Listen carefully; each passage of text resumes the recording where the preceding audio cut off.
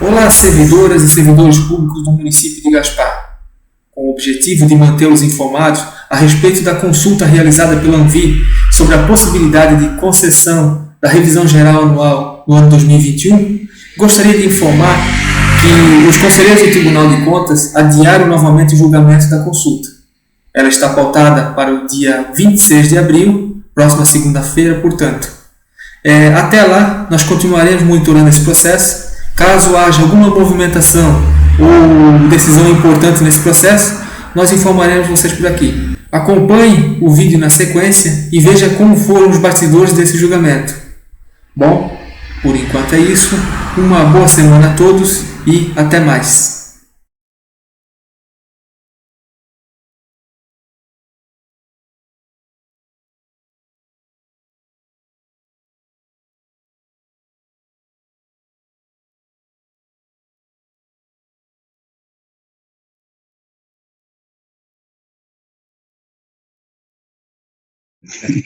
Bom, havendo quórum regimental, declaro aberta a presente sessão ordinária telepresencial. Kleber Edson Vandal, prefeito municipal de Gaspar e presidente da Associação de Municípios do Médio Vale do Itajaí, apresentando as seguintes indagações. 1. Após a decisão proferida pelo Supremo Tribunal Federal nas ADINs 6.450, 6.447 e 6.525, pode o município autorizar por lei a concessão de revisão geral anual dos vencimentos dos servidores públicos frente ao disposto do artigo 8º da Lei Complementar número 173/2020? Ou permanece rígida a deliberação do Tribunal de Contas do Estado de Santa Catarina no âmbito do processo Consulta 20/005-82669? Segundo, os municípios que já promoveram a concessão de revisão geral anual dos vencimentos dos servidores públicos antes da decisão proferida pelo Supremo Tribunal Federal nas ADINs 6.450, 6.447 e 6.525, deverão suspender o implemento remuneratório? Caso a resposta seja positiva ao questionamento, a necessidade de restituição ao erário dos valores individualmente percebidos de boa-fé pelos servidores públicos municipais? Terceiro, é lícita a atualização, abre aspas, aplicação de correção monetária, fecha aspas, do auxílio alimentação por parte dos municípios da vigência da Lei Complementar 173/2020, limitado à variação do IPCA e observadas as condicionantes da Lei de Responsabilidade Fiscal? A Diretoria de Atos de Pessoal examinou a consulta e emitiu o parecer 1540, concluindo que foram atendidos os pressupostos que autorizam o seu conhecimento e no que tange ao mérito, apresentou os termos da resposta a ser ofertada ao consulente. O Ministério Público de Contas também se pronunciou pelo conhecimento da consulta, mas divergiu da DAP quanto ao conteúdo da resposta. Os autos concluem ao relator quanto à discussão. O órgão ministerial, em síntese, frisou que nos autos da consulta 20/005-82669 havia firmado entendimento no sentido de impossibilidade de concessão de revisão geral anual em razão das vedações contidas no inciso 1º do artigo 8º da Lei Complementar 173/2020. Contudo, com esse entendimento não foi prevalente neste tribunal, decidiu acompanhar o posicionamento da Corte de Contas nos autos da consulta 21/0007178.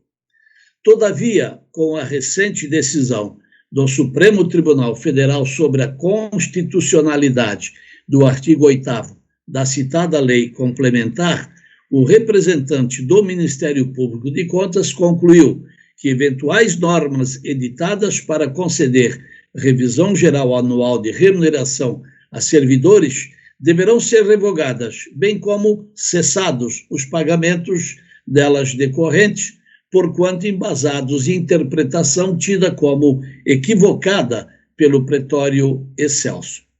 De outro vértice, a DAP ressaltou que o entendimento no âmbito deste tribunal está consubstanciado nos pré-julgados 2259 e 2269.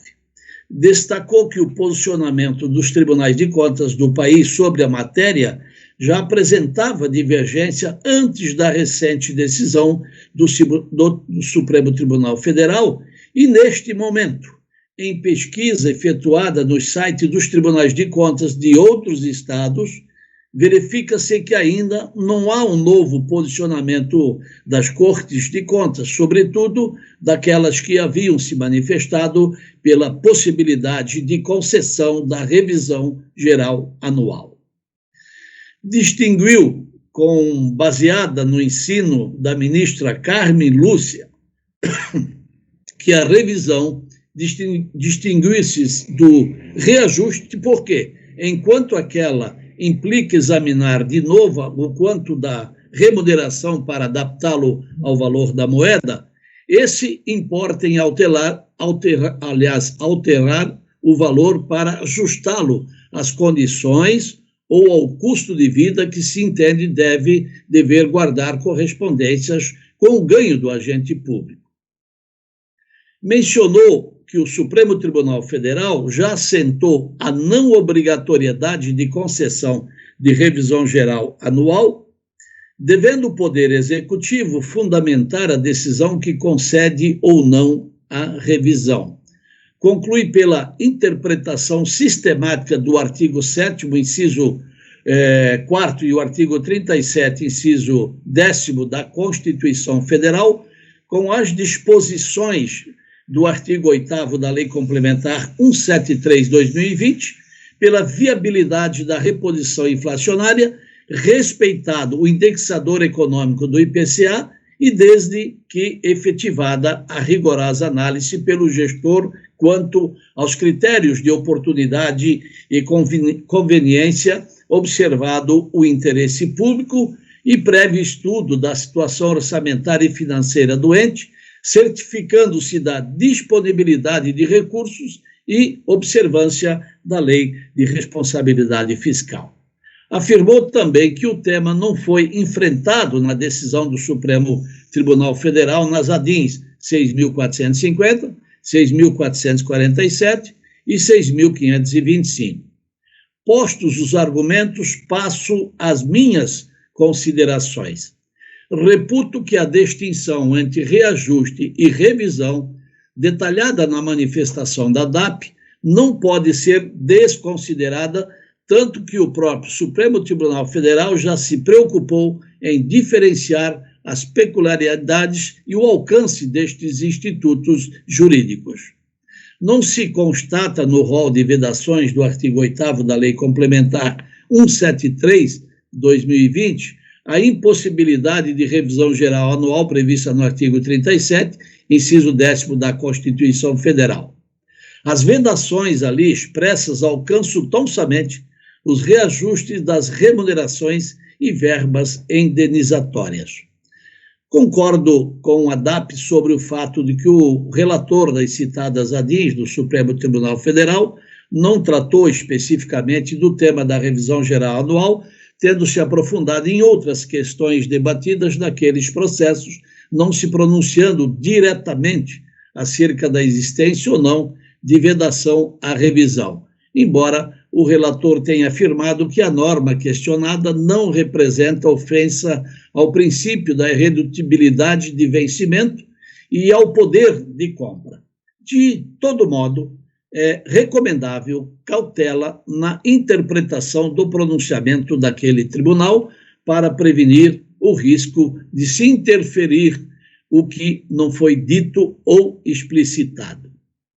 No meu entender, a posição adotada anteriormente por esta Corte de Contas em relação à possibilidade de concessão de revisão geral anual foi acertada e se pautou no critério prudente de observar o Índice Nacional de Preços ao Consumidor, aí o IPCA, em atenção à situação excepcional resultante da pandemia que assola o país.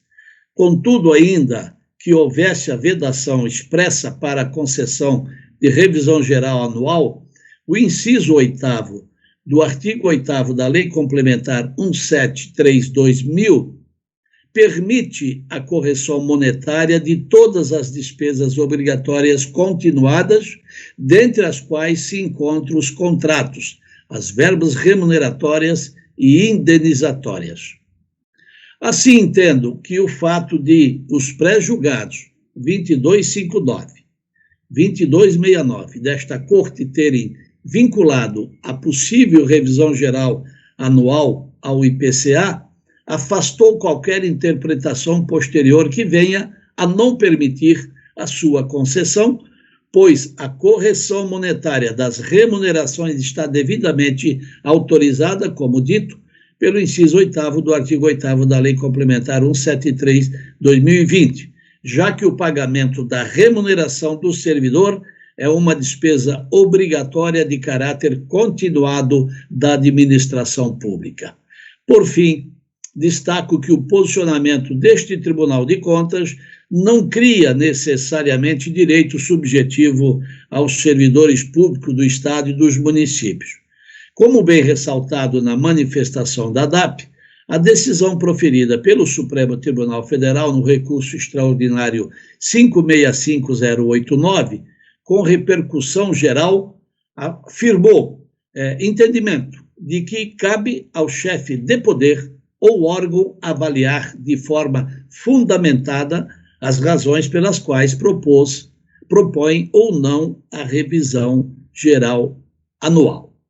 Não menos importante, destaco ainda o item 2 do pré-julgado 2269 deste tribunal, que mesmo admitindo a concessão de revisão geral anual, apresenta importante advertência aos gestores públicos de que, no momento peculiar da pandemia provocada pelo coronavírus, somente deve ser concedido revisão geral após rigorosa análise dos critérios de oportunidade e conveniência, observado o interesse público e prévio estudo da situação orçamentária e financeira do ente, certificando-se da disponibilidade de recurso e observância da Lei de Responsabilidade Fiscal. Assim, entendo acertada a conclusão da DAP pela manutenção das orientações contidas nos pré-julgados 2259 e 2269. Adotando este raciocínio, vejo como prejudicada a devolução de valores percebidos por servidores a título de revisão geral anual. Ademais, sobre o tema, a jurisprudência pacífica do Superior Tribunal de Justiça, sustentando a desnecessidade de restituição ao erário dos valores percebidos de boa-fé pelos servidores públicos, corroborada pela súmula 249 do TCU e pelo pré-julgado 63 deste tribunal. A última questão trazida pelo consulente indaga se é lícita a atualização, aí abre aspas, aplicação de correção monetária, fecha aspas, do auxílio alimentação por parte dos municípios na vigência da Lei Complementar 173/2020, limitado à variação do IPCA e observadas as condicionantes da Lei de Responsabilidade Fiscal. De fato, acertou a DAP ao afirmar que o auxílio alimentação possui natureza indenizatória e, portanto, não é alcançado pela revisão geral anual que se restringe às verbas remuneratórias. Contudo, a questão apresentada pelo consulente não trata de revisão geral anual, mas de possibilidade de correção monetária na verba do auxílio alimentação. Neste aspecto, importante avaliar a natureza dessa despesa, sua classificação orçamentária e seu enquadramento na legislação que rege as finanças públicas. O auxílio alimentação é caracterizado como verba de cunho alimentar, de caráter indenizatório, sendo classificado como uma despesa corrente obrigatória de caráter continuado, conforme o artigo 17 da Lei Complementar 101 da Lei de Responsabilidade Fiscal. Essa despesa foi abarcada pelo inciso 8º do artigo 8º da Lei Complementar 173, que assegurou a possibilidade de reposição inflacionária à despesa obrigatória, independente de sua natureza e se remuneratória, indenizatória ou decorrente de contrato, desde que não seja ultrapassada a variação da inflação medida pelo Índice Nacional de Preços ao consumidor. Aí, abre aspas, o IPCA, fecha aspas. Nesse sentido, foi a conclusão da Procuradoria-Geral do Estado do Paraná tratar dessa questão. Medidas que busquem exclusivamente a recomposição do poder aquisitivo, utilizando-se como índice inflacionário, o IPCA, são permitidas, ainda que importem nominalmente aumento de despesas obrigatórias que seja classificada como gasto com pessoal ou não. A referida regra vem ao encontro das diretrizes econômicas do país ao assegurar a manutenção mínima do poder aquisitivo, resguardar as cláusulas contratuais vigentes e proporcionar segurança jurídica nas relações, ainda que tenha vinculado o teto ao IPCA. Então, afigura-se correta a percepção do legislador de prever a atualização monetária das despesas obrigatórias de caráter continuado, compensando minimamente a perda do poder aquisitivo dos credores da administração pública, sejam contratados ou servidores públicos. Relevante destacar para essa atualização a obrigatoriedade da observância do IPCA, sem prejuízo do atendimento dos preceitos contidos no artigo 16 e 17 da Lei Complementar 101. Logo, o pagamento de auxílio alimentação, classificado como despesa obrigatória de caráter estimulado, pode sofrer correção monetária limitada à incidência do IPCA como a finalidade de preservação do poder aquisitivo, razão pela qual adoto solução distinta da DAP quanto aos termos da resposta a ser dada ao consulente nesta questão específica. Ali eu citei o estado do Paraná, mas tem outros estados que têm posicionamento também diferente, principalmente, me parece, São Paulo. Diante do exposto, proponho ao Egrégio Tribunal Pleno a adoção da seguinte deliberação. Conhecer da presente consulta por preencher os requisitos e formalidades preconizados dos artigos 103 e 104 do Regimento Interno do Tribunal de Contas. Responder à consulta nos seguintes termos. 1. Não se vislumbra na decisão proferida pelo Supremo Tribunal Federal das ADINs 6.450, 6.447 e 6.525. Impedimento à concessão de revisão geral anual por não ter ocorrido enfrentamento deste tema específico. Além disso, as vedações contidas nos artigos 8º da Lei Complementar Federal 173/2020 não atingem a citada revisão, cujo objeto consiste em despesa obrigatória de caráter continuado, estando autorizada a sua correção monetária pelo Índice Nacional de Preços ao Consumidor, o IPCA, ao teor do inciso 8º do artigo 8º, mencionada a lei complementar, mantendo-se, por isso, as orientações do pré-julgado 2259 e 2269. Segundo, é permitida a correção monetária do auxílio alimentação por constituir despesas contínua obrigatória limitada ao IPCA nos termos do inciso 8º do artigo 8º da Lei Complementar 173, desde que observadas as condicionantes previstas nos artigos 16 e 17 da Lei Complementar 101.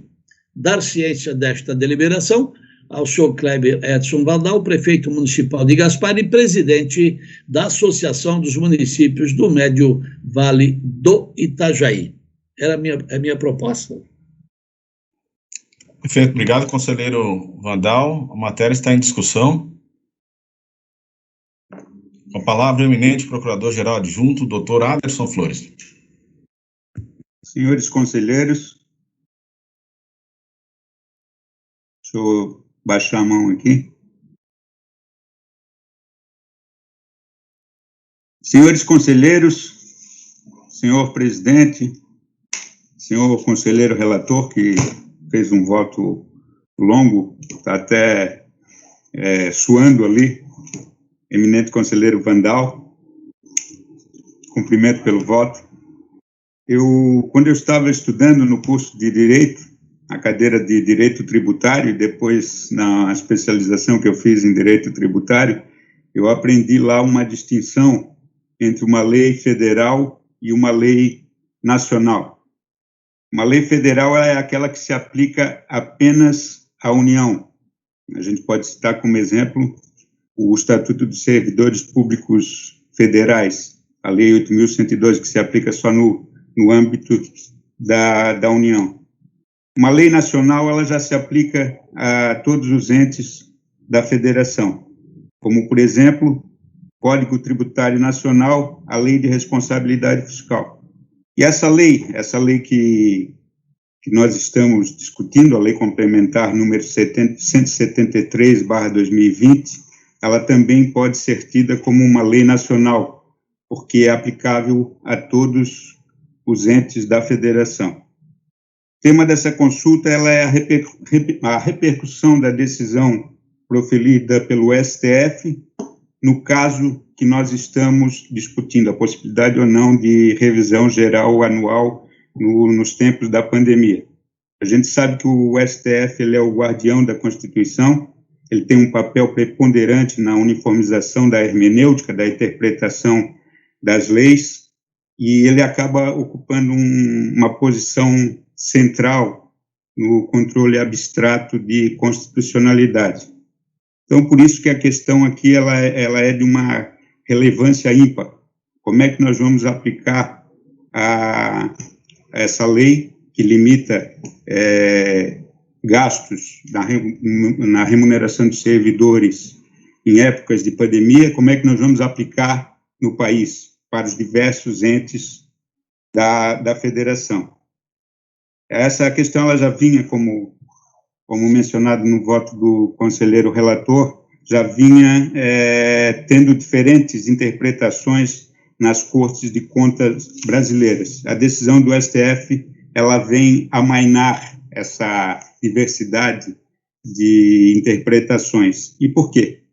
Porque não é razoável que a mesma norma ela vá ser aplicada em determinados entes da federação e afastada em outros, sendo que justamente aí reside a importância da decisão recentemente proferida pelo Supremo Tribunal Federal.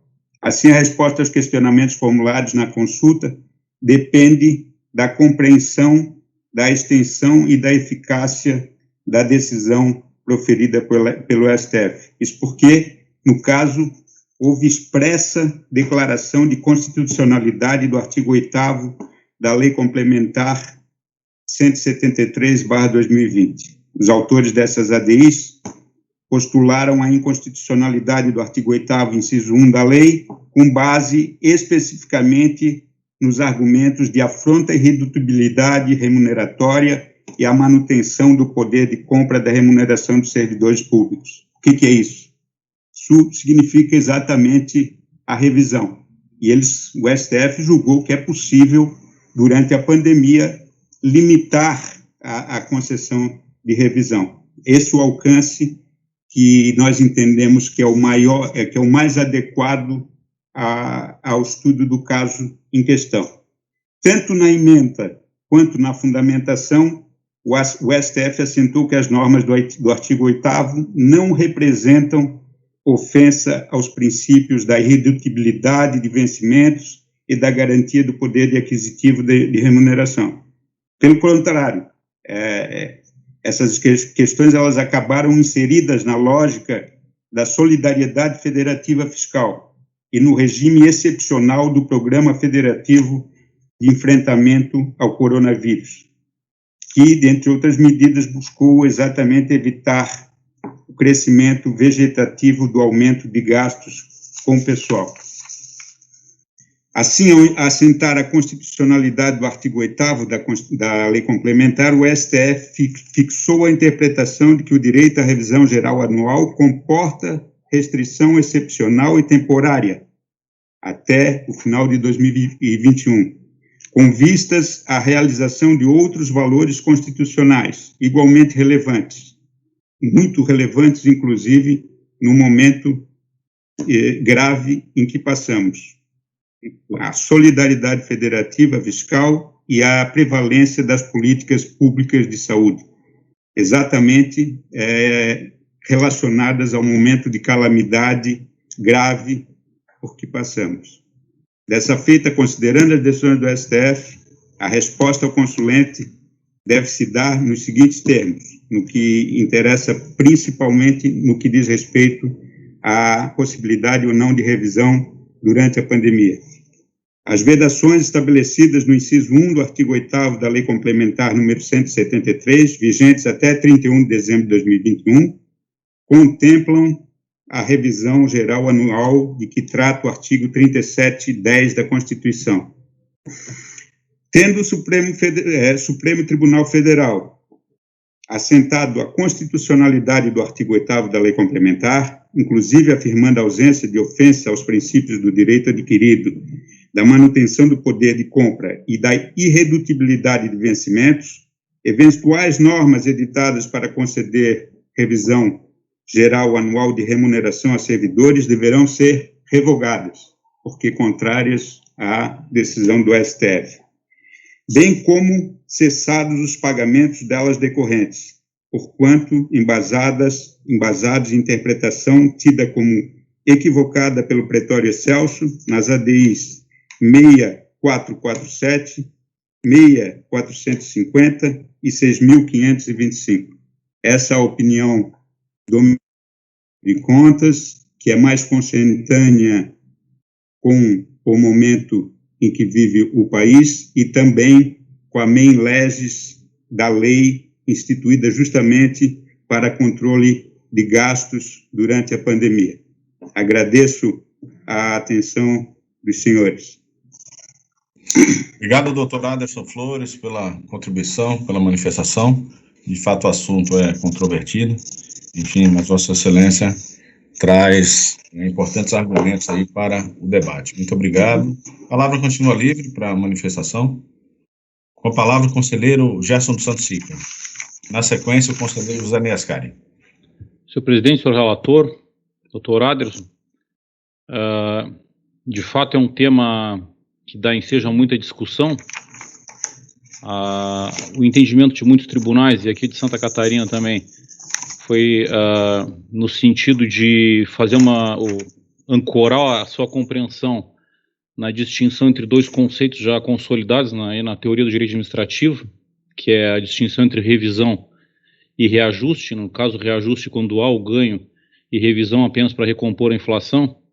Entretanto, subsistem dificuldades na interpretação ou dúvidas do artigo 8º para compreender a sua extensão, além da questão toda da realidade que nós vivemos muito difícil. Me parece que durante toda a discussão do projeto de lei complementar, o propósito do Congresso foi no sentido de estabelecer um freio à despesa com pessoal nesse período, em que contemplado pela lei complementar, e no sentido então de que o artigo 8º ele era mais amplo e não apenas e não permitiria uma interpretação restritiva como a que acabou adotando aqui o plenário nas discussões anteriores. Tem um fato apenas que eu chamo a atenção. Eu gostaria de dizer que acompanho e concordo com a posição do Dr. Anderson. Eu penso que tanto a decisão do Supremo quanto a leitura do artigo 8º, ela indica que há sim a mens legis, no sentido de vedar a concessão de qualquer vantagem, incluída a revisão geral anual, e o Supremo não viu inconstitucionalidade nesse dispositivo, até porque ponderou a grave dificuldade que nós passamos no momento, e há uma particularidade quando se trata da mens legis, que penso que talvez merece atenção, é que na discussão do PLC 149/2019 foram apresentadas mais de 100 emendas, um conjunto muito grande de emendas, e o senador Jacques Wagner apresentou um conjunto de emendas, de 175 a 182, e uma dessas emendas era que permitia a revisão geral anual de remunerações e subsídios enquanto vigorarem as contrapartidas. Era bem específica em relação à revisão geral anual. E, salvo o melhor juízo, essa emenda ela não foi acolhida pelo relator do projeto no Senado Federal. Então, seria um elemento a se ponderar quando vai se discutir, então, aí a vontade do legislador e o peso da vontade do legislador na interpretação do dispositivo legal. Apenas seria essa minha contribuição, modesta contribuição ao debate, para que possamos, então, quem sabe, amadurecer o entendimento, seja para manter o entendimento anterior, seja para modificá-lo. Perfeito. Obrigado, conselheiro Sica. O conselheiro Zanei está pedindo a palavra. Conselheiro Zanei. Obrigado, senhor presidente. Eu também, ainda confesso, tenho muitas dúvidas em relação ao alcance das vedações da 173, mesmo porque, como já dito, alguns tribunais definem de um jeito esta matéria e outros colegiados julgam esse tema de outro modo. Por um lado, o dispositivo da 173, eu vejo aqui, de fato, não veda expressamente a revisão geral, mas, ao proibir concessões a qualquer título, fica, de fato, a impressão de que também a revisão geral estaria vedada. Essa é a primeira observação. Por outro lado, pode-se concluir também que a revisão geral não implica no aumento de despesa, mas apenas na manutenção do valor remuneratório dos servidores. E o conselheiro Vandal, relator da matéria, destacou de modo muito forte esta particularidade. Apesar desses dilemas... Tudo bem com o sinal? Cortou um pouquinho, mas agora retornou, conselheiro Zanei. Então, apesar destes dilemas todos, eu dizia, o nosso tribunal, claro, já definiu este assunto através do pré-julgado ou dos pré-julgados já mencionados. Mas, senhor presidente, depois deste pré-julgado veio a decisão recente do Supremo, conforme as observações já feitas, e nesse caso específico nós temos também o Vale Alimentação, que tem um caráter mencionado de indenização. Então, levando em conta, senhor presidente, eu sei que esse assunto requer uma apreciação urgente deste plenário, mas levando em conta a grande repercussão que essa nossa decisão terá em relação às decisões dos nossos gestores, sobretudo das prefeituras municipais, a minha sugestão é que possamos, então, adiarmos a deliberação desta matéria para a semana que vem, para refletirmos este tema com bastante profundidade e aí adotarmos a decisão mais segura possível, repito, levando em conta a importância desta deliberação para todas as gestões aqui do nosso Estado. Enfim, é a minha sugestão. Perfeito. Obrigado, conselheiro Zanei. Conselheiro Enésio Nadal está pedindo a palavra. Senhor presidente, está sob minha relatoria também uma consulta de uma determinada municipalidade com relação a esta mesma matéria.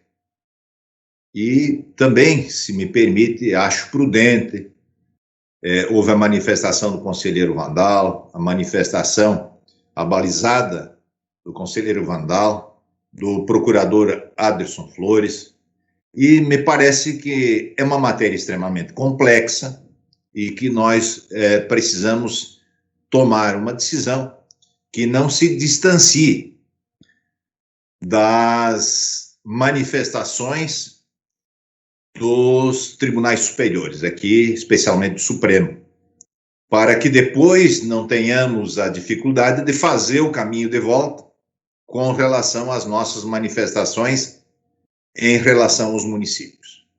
Então, acredito que é adequado o adiamento desta consulta e, quem sabe, eu possa também, se chegar ao meu gabinete, advindo da área técnica, a consulta que está sob minha relatoria, quem sabe nós possamos, então, fazer com que as mesmas tenham um trâmite bem aproximado. Perfeito, conselheiro Arneus. Eu penso que podemos encaminhar dessa forma, como sugerido por Vossa Excelência, conselheiro Zaney. Eu vou pedir, inclusive, à área técnica que dê prioridade a essa consulta de relatoria do conselheiro Ernesto Nadal, para que, quem saiba, a gente possa analisar em conjunto. Esse tema, realmente, ele é complexo. O STF, ele emitiu uma decisão há pouco tempo atrás, como bem destacado pelo conselheiro relator, pelo eminente procurador adjunto, enfrentando a questão da constitucionalidade ou não dessa lei nacional, como bem lembrou o Dr. Aderson, lei complementar 173. E, enfim, o entendimento da Suprema Corte é de que essa lei era constitucional, enfrentou ali algumas questões e não parece que tenha ficado muito clara a questão da revisão geral anual especificamente. É óbvio que fazendo uma interpretação, enfim, sistemática, teleológica, e cada um pode tirar suas conclusões. Eu quero destacar que há uma ação direta de inconstitucionalidade, a de número 6697, que trata especificamente da questão da revisão geral anual. Isso é uma situação do Mato Grosso, onde o Poder Judiciário de lá encaminhou um projeto de lei para a Assembleia Legislativa e a Assembleia Legislativa daquele estado aprovou a revisão geral, inclusive com índice superior ao IPCA, né, porque essa é uma outra questão que eu vou destacar para ficar como reflexão para a gente trazer eventualmente para a próxima sessão. E lá, enfim, há um pedido de cautelar, o fato que até agora não houve nenhuma cautelar nesse sentido, está sob a relatoria do ministro Marco Aurélio. Tá? Então, é uma ADIM que temos que ficar atento. Concordo que temos que seguir o entendimento do STF, né, nos nossos encaminhamentos, ainda que eventualmente nós não concordemos deles, mas, enfim, a nossa Suprema Corte, e ainda que não faça coisa julgada ou gere efeito naquilo que transcenda a outros normativos, enfim, por exemplo, esse caso está tratando da lei do Mato Grosso, mas a partir do que for definido ali, eu penso que nós temos que incorporar e, se for o caso, rever os nossos posicionamentos. Nessa questão da lei complementar, tem um dispositivo que é principalmente que a nossa área técnica tem se baseado para permitir, que é o artigo 8º, inciso 8º, que veda a adoção de medida que implique reajuste de despesa obrigatória acima da variação da inflação medida pelo IPCA. E a partir do momento que que o salário dos servidores é uma despesa obrigatória, entendeu-se que, como aquele outro dispositivo não veda expressamente a revisão geral, a partir, interpretação conjunta com esse dispositivo, seria possível a inflação até o IPCA. Eu acho que a controvérsia reside aí. Enfim, eu acho que é uma questão para a gente abordar, qual seria a interpretação que eliminaria essa aplicação desse dispositivo da questão do salário dos nossos servidores, dos servidores como um todo, servidores públicos, aqui do nosso estado. Pois bem, o conselheiro Vandal, nessa consulta, provocada inclusive por questionamento dos municípios, essa consulta ela tem inovação, que é a questão do auxílio alimentação, e realmente eu concordo que também fica em dúvida com relação a isso. Há alguns ordenamentos, alguns regramentos que vinculam o auxílio alimentação a um percentual do subsídio. Então, se há um reajuste, ainda que limitado ao IPCA no subsídio, aquilo impactaria necessariamente no auxílio alimentação. Mas, e quando não há essa vinculação, nós aceitaríamos isso como um reajuste de despesa obrigatória e, portanto, limitada a IPCA. Em princípio, parece ser um caminho que foi o caminho que o conselheiro Vandal trilhou. Mas, enfim, eu penso que a gente possa adiar essa discussão, né, para reflexão e para que todos possam, né, amadurecer essas questões e que a gente possa, de repente, na próxima sessão, debater e, quem sabe, deliberar esse assunto. Mas eu penso que as contribuições na tarde de hoje foram muito ricas. Conselheiro Herleiros, Vossa Excelência está com a mão levantada. Perdão, eu não cumpri o roteiro de baixá-lo. Sem problema. Então, se todos estiverem de acordo, né, nós podemos adiar para a próxima sessão. A palavra fica livre para alguém que queira fazer alguma manifestação, acrescentar algum argumento aí de reflexão, para que possamos pautar, assim, os debates para a próxima sessão. Não havendo, podemos seguir adiante na nossa pauta, então esse processo ele fica adiado para a sessão da próxima segunda-feira, sessão telepresencial.